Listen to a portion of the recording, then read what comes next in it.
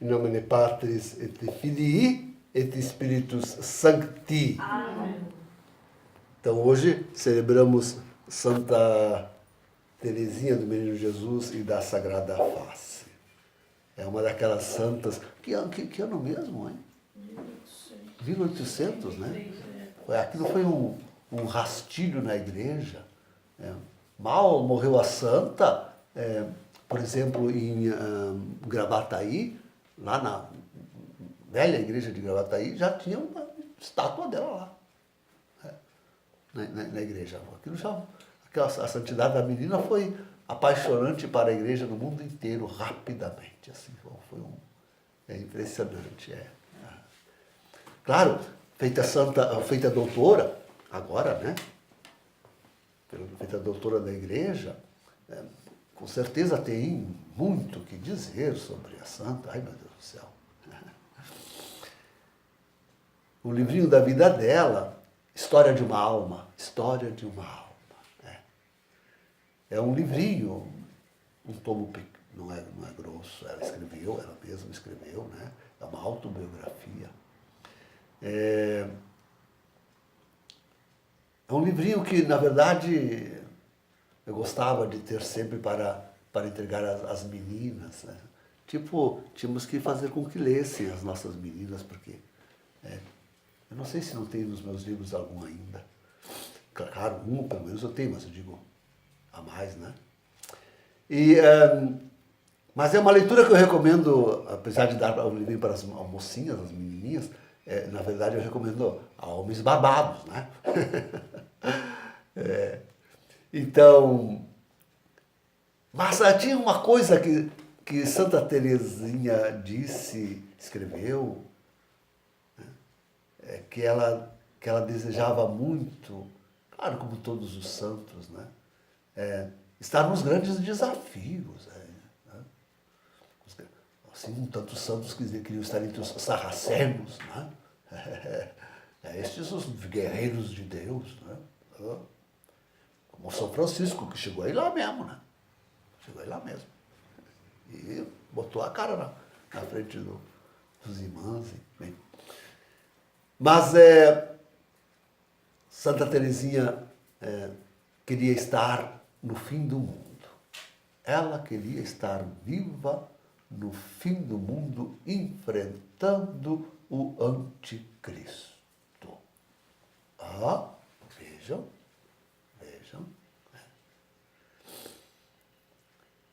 E de fato, temos relatos tão maravilhosos de Santa Teresa, por exemplo, assistindo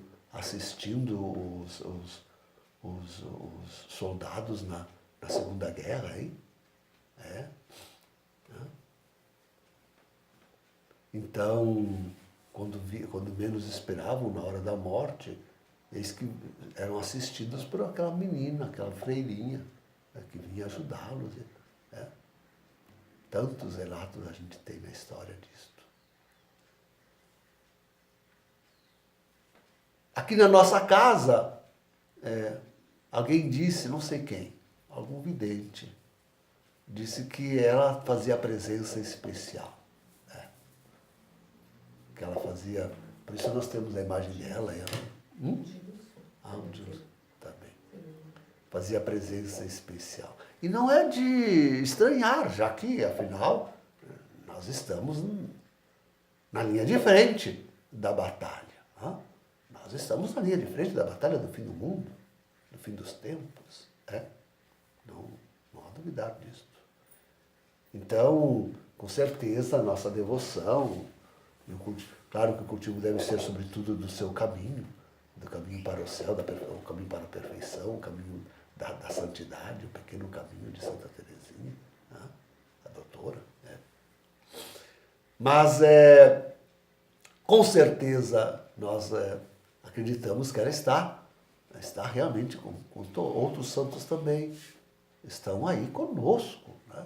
Nesta casa, enfrentando a grande batalha. A grande batalha. Ainda não estamos diante da face do anticristo, Mas atenção, ele já está atuando, né? Ele já atua, ele já consegue, com certeza. Bom, tem a dupla ação no sentido do anticristo, né? Porque veja, o anticristo é aquele que canaliza Lúcifer. Ainda ontem falávamos disso, isto é, esta gente aí, espíritas, esses pais de santos, né? Eles, antigamente se falava em possessão, ainda se fala, né, em possessão demoníaca. Hoje, como os homens se aliam, se associam a demônios, né? Na possessão, o demônio vem contra a vontade da pessoa. Mais ou menos, uma licença deve se dar. Mas aqui há uma positiva colaboração dos dois seres, o humano e o demoníaco. Uma colaboração na obra do mal, na obra da iniquidade. Então se diz, é uma possessão, sem dúvida, mas é uma canalização, porque quantas vezes os dois agem conscientemente. Ainda na canalização temos lampejos de possessão, onde a pessoa até perde a própria vontade, a própria consciência. Mas de resto, normalmente, as duas vontades atuam juntas, atuam o mal juntas. A canalização. Isto é a canalização. E a pessoa é consciente, ela sabe, conhece o seu guia, se chama às vezes de guia, né, em certos lugares, né? Conhece aquele que ela canaliza, né?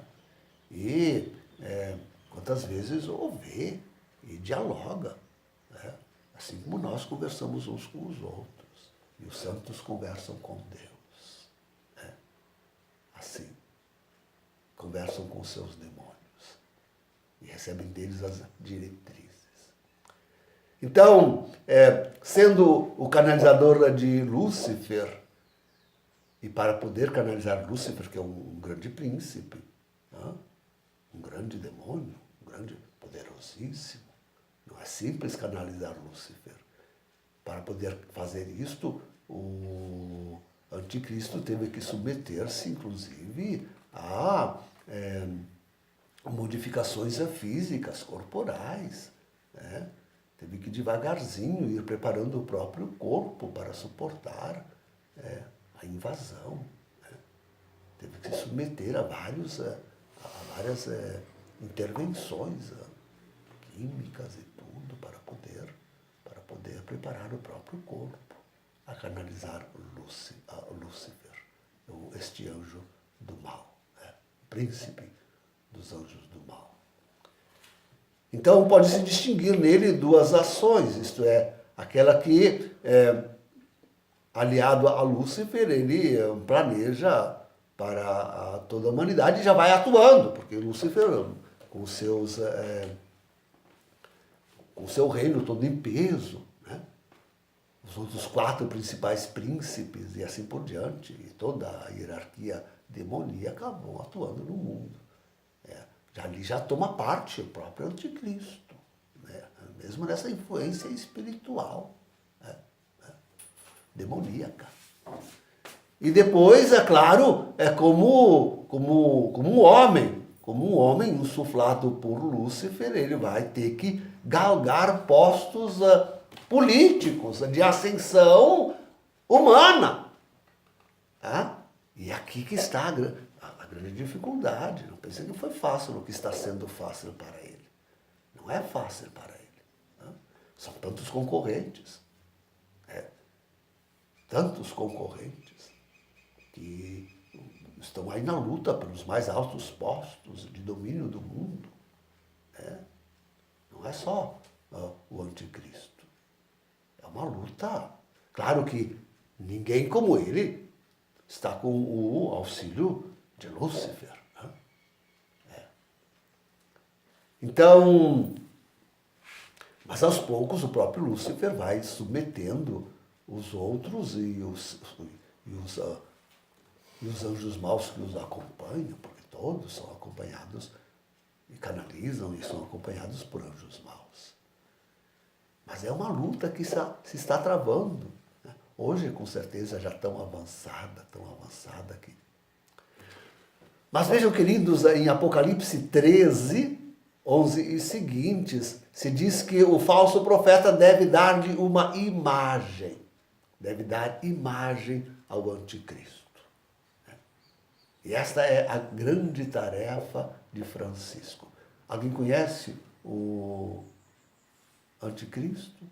Sabe da sua atuação, o que está fazendo, como anda a coisa? E nem conhecerão, enquanto, pelo menos mundialmente. Com certeza, outra coisa é aqueles que são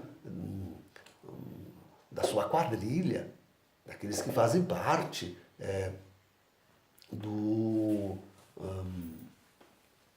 deste plano maldito que ele tem, que Lúcifer tem para o fim dos tempos. Né?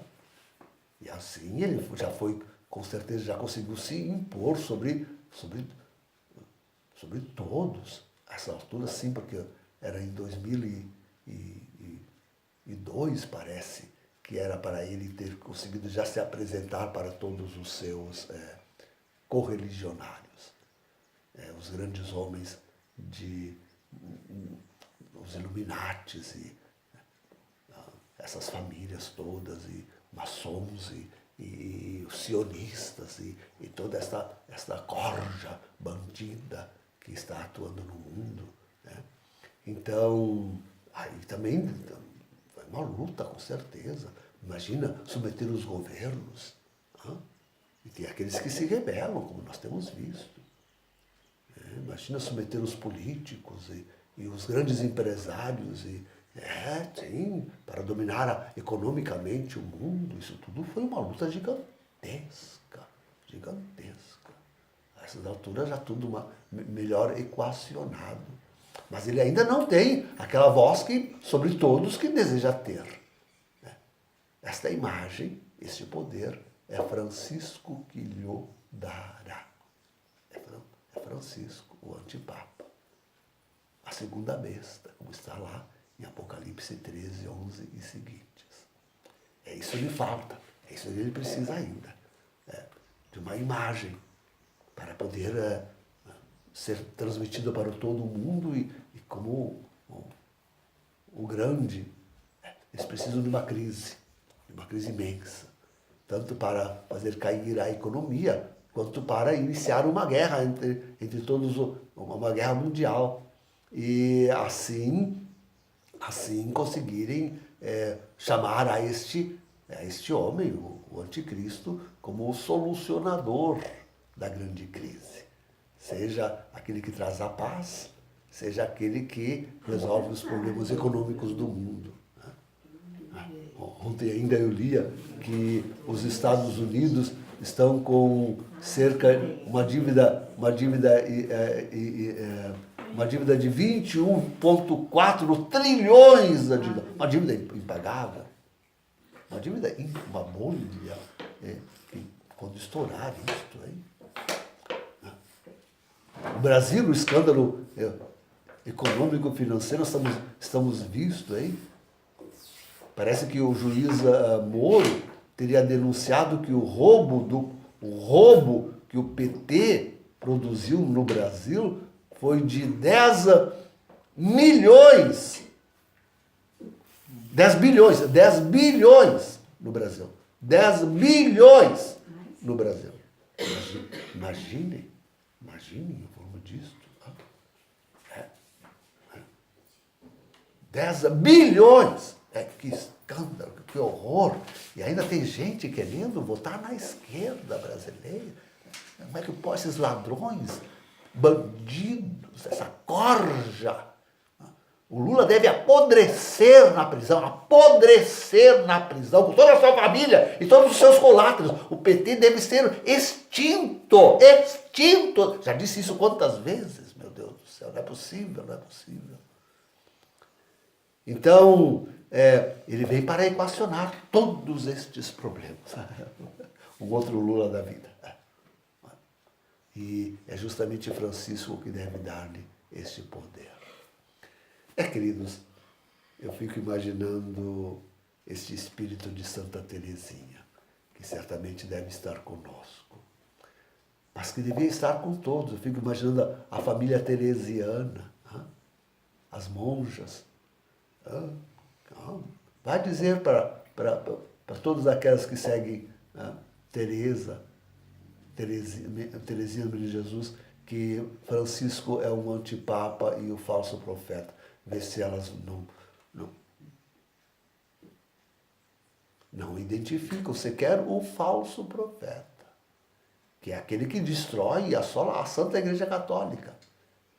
Imagina agora quererem lutar contra depois o anticristo. É uma vergonha. Essas monjas deviam rasgar as suas vestes e sair por este mundo, a prostituir-se, porque já estão se prostituindo com os falsos deuses, com o falso profeta e com o anticristo. Porque não se põe na luta. Não se põe na luta conosco. Eu gostaria muito de ter na minha comunidade carmelitas, clarissas, monjas. Gostaria de ter um conventinho aí para elas. Gostaria de ter. Mas elas sequer querem me ouvir. Sequer querem me ouvir. Sequer querem reconhecer que Francisco é um antipapa. Estão vendo a destruição dela. Pela maioria, estão contentíssimas. Estão contentíssimas que ele mexa na clausura, estão contentíssimas que ele destrua o papado, estão contentíssimas que ele destrua a igreja. Pobre de Santa Teresinha. Pobre de Santa Teresinha.